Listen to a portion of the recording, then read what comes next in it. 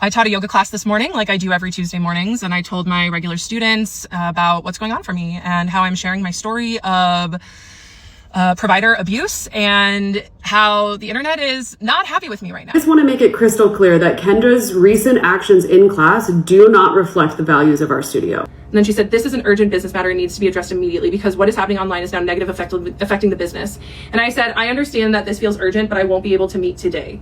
If you feel it's best for the studio to part ways with me, I understand. Rivah TV. What's up, guys? It's your girl Rivah, and I'm back again with another video. If you guys are unaware of the situation going on, of this viral story of this woman on TikTok who fell in love with her psychiatrist, then tried to claim that he was grooming her, all the above, I'm going to go ahead and give a quick rundown just in case you guys are unaware. I fell in love with my psychiatrist and he knew that, and he kept me for years as a patient until I was brave enough to leave him. I want to talk about it.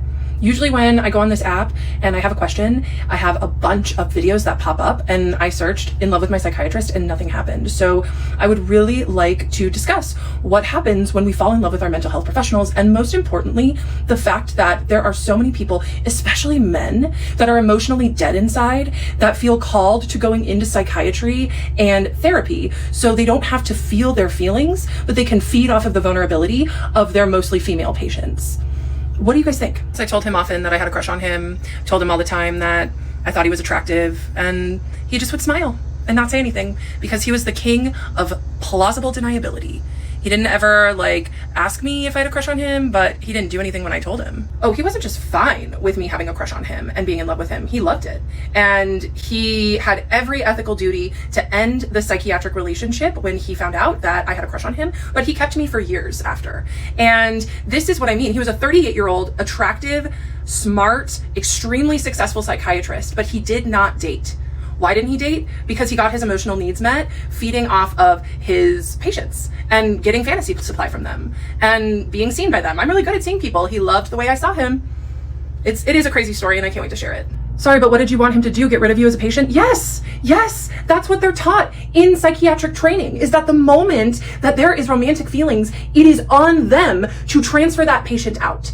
Without a doubt, he was the one with the medical degree. He was the one that knew better, but he loved the attention that I gave him too much to do the right thing. So yes, that's what I wanted him to do, the ethical thing. Was I going through something psychologically? Let me be perfectly clear here. Even if I was going through something psychologically, it was on my psychiatrist to do something about it because he was the one with the ethical training and the psychiatric knowledge. So to answer your question, no, I was not going through something. I was simply wanting to go back on ADHD meds. And I told him in my intake about some of the family stress that I had went through, relational stress.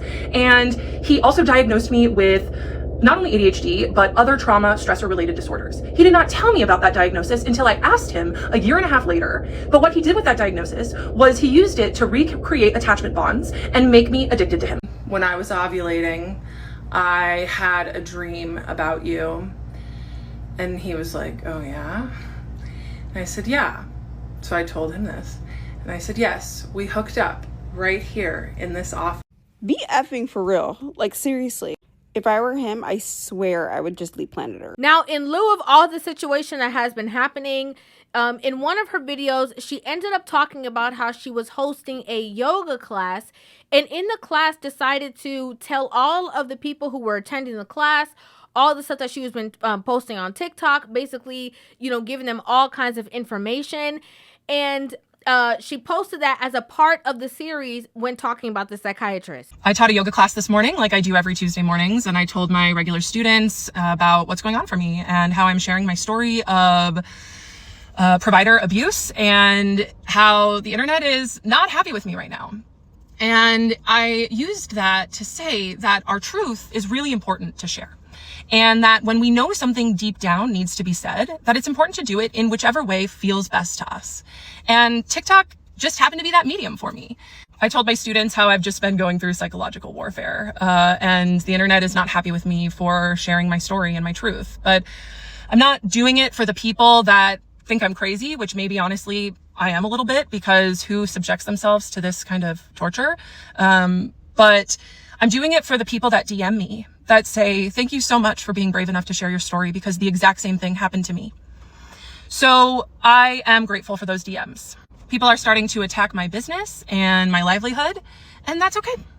I know what I have to offer is important. It landed in my lap. I'm not pretending to be something that I'm not. I help ADHDers get and stay sober, and I help them with negative thinking and anxiety. And it's what works for me, and I've seen it work in my clients too. So if people want to drag me for the work that I do, that's okay. So basically, long story short, news got back to the people who own the yoga studio, and they fired her. I just want to address everybody who has reached out in regards to Kendra. As you may know, I am the co-owner of Yoga Loft Tucson. My business partner Jackie and I opened Yoga Loft Tucson to create a safe and trauma-aware space where students can practice and they know that they will always be seen and supported by their teachers. And we just want to make it crystal clear that Kendra's recent actions in class do not reflect the values of our studio. And nor are we affiliated with any of her videos. Out of respect for my energy and my community, I'd really appreciate if people stop tagging me and messaging me personally. My business partner and I are handling this internally. And thank you to everybody who's reached out with kind and concern. We appreciate you, and this situation sucks. So this woman, in an attempt to talk about this man negatively, maybe cause him to lose her job, she ended up losing her own, okay? And ended up basically doing a live stream, trying to explain herself. They texted me this morning and said, "Good morning, Kendra. Apologies for texting you so early, but what is your availability to get today? My social media and the business page are being completely inundated with messages about your TikTok, specifically your post about class yesterday. Kendra, you are so strong. Keep sharing your truth. Thank you." I said, "I'm really sorry people found out where I worked. People have been systematically attacking me and trying to silence me any way they can. I had no idea people would target the studio. I mentioned teaching because I feel supported by the yoga studio named community, mostly you two, the two owners, and my students. I looked into patterns of harassment for abuse survivors who speak up. They attack every aspect of your life, including employment. I'm really sorry that my attacks are happening with your business. I know that harsh messages are rough. This harassment campaign will eventually die down once they realize they can't silence me. If you would like to remove my name from the website for now, I'd understand." Dude, yes, it's systemic. And then at 11 a.m., they said, "Okay, is there a time where all three of us can chat on FaceTime? 1 p.m. would work for me. I need more time with errands. 1:30? That works. Earlier is better for me." And I was like, I can't FaceTime. Like, I'm not going to be available at the drop of the hat. And then Ashley said, "Kendra, are you seeing our texts?" I said, "Yes, I'm not available for a FaceTime today. It's been a busy afternoon. I'll text more in a couple hours." And then she wrote back, "This is an urgent matter. We need to meet ASAP." I said, "I understand that this feels urgent, but I'm not available. I'll be in touch when I'm ready." And then she said, "This is an urgent business matter and needs to be addressed immediately because what is happening online is now negatively affecting the business." And I said, "I understand that this feels urgent, but I won't be able to meet today. If you feel it's best for the studio to part ways with me, I understand. I won't be removing the original video. I stand by what I said and the message. I refuse to let these harassers intimidate or silence me. In my next video, I will make an announcement that I am no longer tied to my former yoga studio." And then they just said, "It's in the best interest of the studio to part ways. Because we were not able to meet with you face to face, we will be emailing you an official termination letter." And then the other owner said, "Please know that this is not about your videos or us invalidating your experience. This is concerning your post about your class experience and the negative repercussions from that." And I just said, "Okay, will you email or will you send my final check, please?" And that was that. So to get you guys up to speed, obviously there's a lot of holes in the story. You know, even feminists, okay? Feminists who talk about decenter men, we're choosing the bear. You know, why would a man be here? Those kinds of feminists were like, "Girl, we cannot stand with you. We don't support this. We don't support what you're saying. We are not on your side." And so it led to a broader conversation in which even psychiatrists have gotten involved. So we're going to go ahead and listen to the opinions of other psychiatrists, as well as just, you know, women on social media who have heard that and have a very different interpretation of everything that this woman has proclaimed.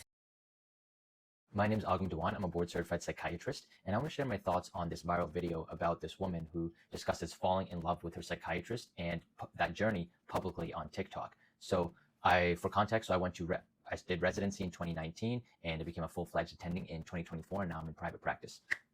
The whole story summarized is that she started seeing the psychiatrist a couple years ago, and she felt like the doctor really listened to her, was warm towards her, was caring towards her, gave her a safe space to speak, but also that he was hot and cold, and that he was warm and empathetic, but then he was also cold and clinical, so to speak. And so Eventually, what had ended up happening was that the patient realized that they were doing Zoom sessions for a couple of years. She saw that there was an opportunity to do in-person sessions. So she took the in-person sessions, and she says that when when she hugged the psychiatrist, he kind of just gave her a pat on the back. And then after this had happened, she had told the psychiatrist that she loved him, and he didn't really know what to say. Just to catch you guys up to speed before, if you guys watched the previous video that I did, to the point that we got in the story, it was only basically Zoom calls that they were doing when she was already, professing her love for this man. So the fact that they actually made it into in person, and the first thing she did was wrap her arms around him and hug him, is absolutely absurd. Call the police. Okay, sir, call the police. But then Ed still said, okay, let's schedule for a follow-up visit. And then this is when the patient starts coming online and then saying that the psychiatrist was pretty much grooming her and in love with her and was trying to facilitate this whole thing about that. So that is the story of it. So the question that I've been receiving is this unprofessional? So when I was in residency, this is something that was discussed. What we were told and what we're taught in psychiatry is that if a patient does this, then you don't want to make the patient feel shamed or abandoned for their feelings. Because let's say if a patient comes to me and says the same things, then what I would say would be, okay, let's discuss it. That's interesting. How did these things develop? Do you think this will affect our therapeutic relationship? I would explore those with the patient, just like I think the psychiatrist was going to do in these sessions. But it looks like this patient did not give the psychiatrist a chance to do that. I wouldn't immediately dismiss the patient, put them on with a different psychiatrist, because now the patient will feel abandoned. What this is going to do is, imagine if you're a patient and you disclose something very vulnerable, very truthful to someone, and now they shut you down. So by doing that, I wouldn't do that, because then the patient is going to feel abandoned. They're going to feel rejected. And now the patient in the future is going to be conditioned that if I tell the truth, then I will be shamed for it. I will be rejected for it. Therefore, it's going to condition the patient to not tell the truth. And this is why we don't just immediately dismiss patients like that. So the psychiatrist was completely in the way that they handled the interaction. And it's not like this was a first-time visit. They had established a long-standing bond for years. So the psychiatrist must have felt that this was a safe space where they could discuss it with the patient. And it's unfortunate that the patient reacted this way. Me and many other psychiatrists would react the same way, not to shame the patient. Furthermore, let's say we say, okay, I'm going to transfer you to someone else. Now, is that other person going to take the patient's insurance? Are they going to have the same rapport with the patient? Or if the patient is struggling, and now in the interim of trying to transfer them on to another psychiatrist, the patient decompensates, and now you're in the wrong. The patient was saying that the psychiatrist was hot and cold. He was warming, and he was kind of grooming me to start doing this type of stuff. Well, are you really? Imagine if the psychiatrist was just pure cold, pure clinical. Then the patient would say that, okay, this psychiatrist was a complete ass. In psychiatry, I have to know how to balance between being warm, empathetic, friendly, creating a good connection with the patient, but at the same time, also being clinical, logical, and more detached, because that's why patients are coming to me for my expertise. They're not coming to me to be their friend. They're coming to me to be their psychiatrist, to give them that clinical expertise that I spent 4 years in medical school, 5 years in residency and fellowship learning about. A second question I've gotten is, does this patient have borderline personality disorder, BPD? Now, I don't know the patient. I can't really comment on the patient, but something I can comment on is the fear of abandonment. So BPD patients, they have a big fear of abandonment. It really harms their lack of self-image that they have. They don't have a strong self-identity. So that fear of abandonment really is harmful to them. So that's why BPD patients will always or often overreact in breakups. So a common thing that can happen is that a BPD patient will do things to precipitate the breakup or do it themselves first. So that way they're not the ones being abandoned, but rather they're doing it. So we see in this case that the patient terminated the relationship. Now put the patient on, or put the psychiatrist on social media, which is a third topic, clout chasing. So this isn't some random patient by any means. This is someone who is already a content creator, had some online business, but she got revenue from content creation. So now she starts this series that is causing her instant fame, huge attention to her page, her account's blown up. So is she going to be incentivized to stop this behavior and say, no, this is unprofessional, I'm not going to do this? Or is she going to be incentivized to continue this behavior because now she's getting more traffic, more fame, more news recognition, more recognition for her business, more clout? So it's pretty obvious that there's an element of clout chasing here that's going on. And that's why it's someone who's truly upset about this. They're not going around spouting out their traumas. They handle them very privately, just like patients who are traumatized if they've been abused or things, right? They want to handle that privately in a discreet space. But if they want attention and fame from it, then they go out and blast it. So that's why she's made part 18, part 17, because she's seen how much attention that this is getting as well too. And as a social media content creator, I understand, like I see that part of the game.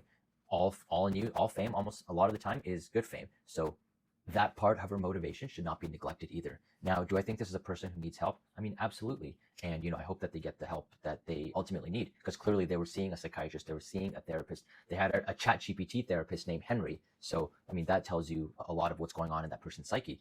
But more importantly, I hope that, this person, this psychiatrist, if you're watching this, bro, I hope that you are okay and you can weather the storm that's happening. I don't think you did anything.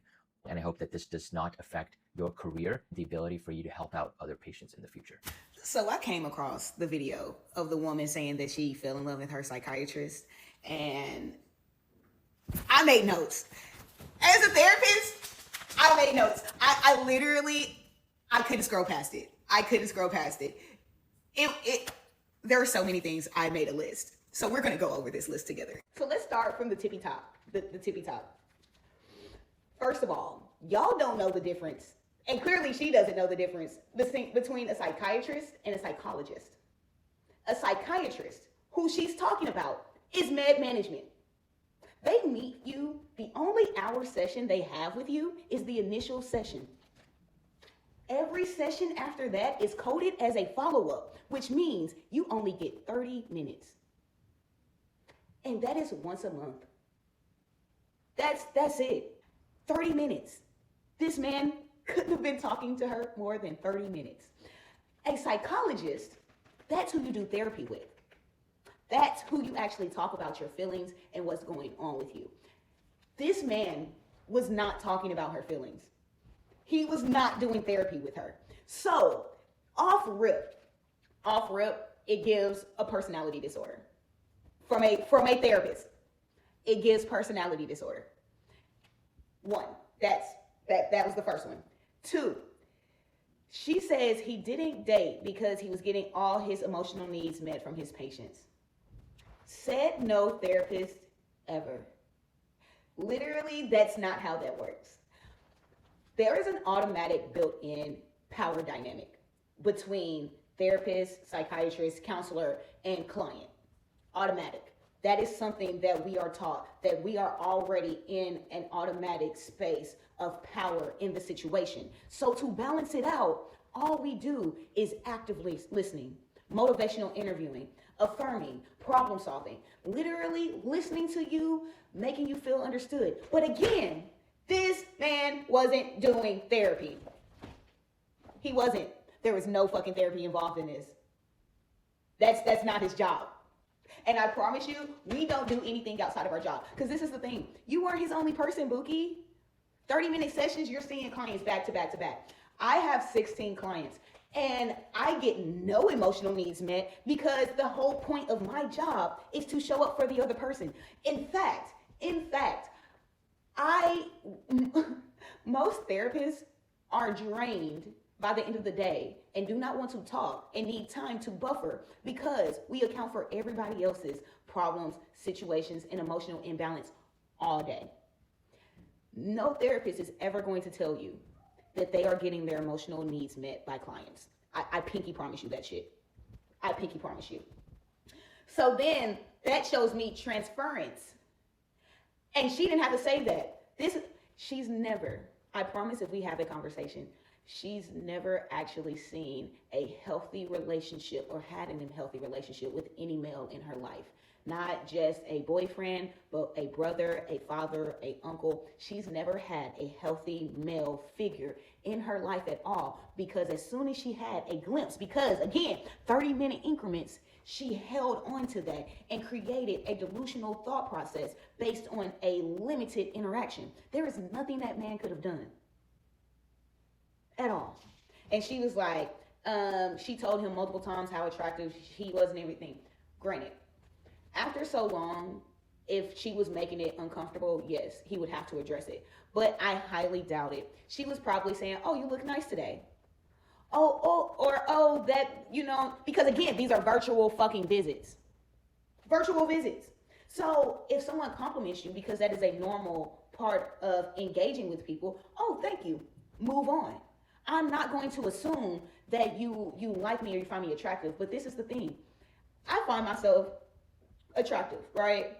I have clients who will make comments about me being attractive or about my looks. And depending on the comment, I will either redirect, or if it is completely inappropriate, then I set boundaries. If they show that they can work within those boundaries and not do it again, I'm not letting go of my client. It is normal for transference to happen.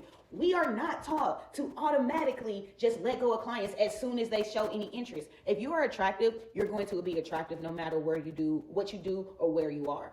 So that's not the case, actually. But if she would have made it weird or awkward or uncomfortable, which is really hard in a 30-minute fucking slot, I would just ignore you, redirect, and keep it pushing, because I'm not doing therapy with you. I'm never seeing you. So, granted, if she would have been persistent and made it completely known, and she said they were in therapy for years, there is a high chance she actually wasn't making it as direct as she is in this video. This is for clout. So we have the therapist saying it's for clout and saying that she has possibly BPD. And we have the psychiatrist before who said that this is for clout and she possibly has BPD. So, and these are two different perspectives. I purposely chose two very different looking people without me even hearing their conversation, and brought them together because I wanted two various perspectives, and it looks like those perspectives are the same. Hi, how are you? I'm really good. Oh, I noticed you're wearing red glasses. Whoa. Slow your roll, girl. I don't swing that way. Oh, no, I have a boyfriend. I wasn't hitting on you. I was just noticing your glasses. You say you're just noticing, but I'm really attuned to energy. Okay. Thanks for meeting me in person today, finally. I highly recommended that this stay over Zoom. Let's pivot back to the meds. Most guys aren't like you. You get me. Okay, again, let's go back to the medication that you're supposedly on. How do they make you feel?